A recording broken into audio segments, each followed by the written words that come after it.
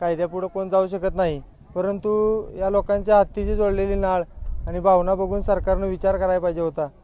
आणि ते झालं, हत्ती गेला आपला, हत्ती जाणार, ते नेणारच हत्ती, परंतु जे आमच्या गावची आणि हत्तीची जी बदनामी सोशल मीडियावरती पेटावाल्यांनी जी केलेली आहे त्यासाठी आम्ही करायचं काय? आमच्या गादीची बदनामी केली, त्याचं करायचं काय?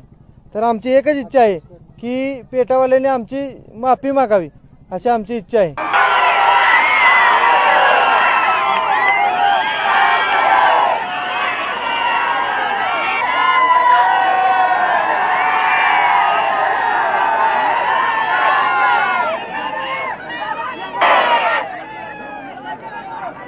आज या ठिकाणी पेटा संस्था ही जी जागतिक लेवलला काम करते, प्रथमतः या संघटनेने जो आमच्यावर जे आरोप लागलेले आहेत की हत्तीला साखळदंडाने बांधलं जातं किंवा हत्तीकडून भीक मागवली जाते, हे सर्व आरोप बिनबुडाचे आहेत।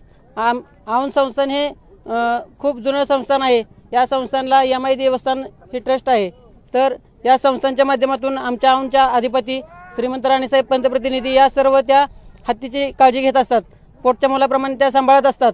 त्या हत्तीला कोणत्याही प्रकारची इजा वगैरे झाली तर त्या स्वतः दिलवून हत्ती औषधासाठी डॉक्टर वगैरे बोलवत असतात। परंतु या हत्तीला इथून जाऊ नये यासाठी ह्या पेटा संघटनेने जे व्हायरल केलेले आरोप आहेत ते खूप चुकीचे आरोप आहेत। आणि ह्या संघटनेने सांगितले की तुम्ही भीक मागितली जाते हत्तीच्या माध्यमातून, परंतु ही पेटा संघटना अशी आहे की ती वेबसाईटवर टाकते हेल्प गजराज, फ्री गजराज, आणि त्याच्या खाली जे अकाउंट नंबर देते। मग तुम्ही विचार करा की पेटा संघटना भीक मागते का आमच्या ग्रामवासी भीक मागतात? ही पेटा संघटनाच भीक मागते, ह्या हत्तीच्या माध्यमातून कोट्यवधी रुपये जमा करते।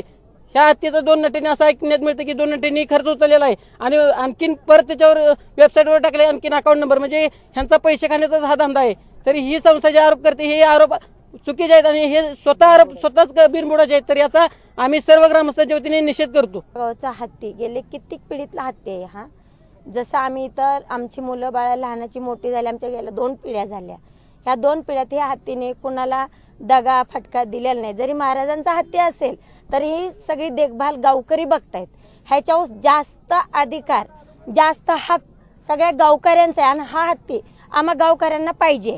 खरं तर आंतरराष्ट्रीय लेवलला या पेटा या संस्थेने आमच्या हत्ती गजराजची बातमी व्हायरल केली आणि हत्तीवर होत नसलेले अन्याय हे चुकीच्या पद्धतीने त्यांनी दाखवले गेले आणि एक आंतरराष्ट्रीय लेवलला आमच्या गावची आणि आमच्या गावचे जे अधिपती आहेत गायत्री देवी यांची एक प्रकारची बदनामी केली।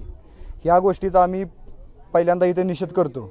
मी औंधच्या सरपंच रोहिणी थोरात।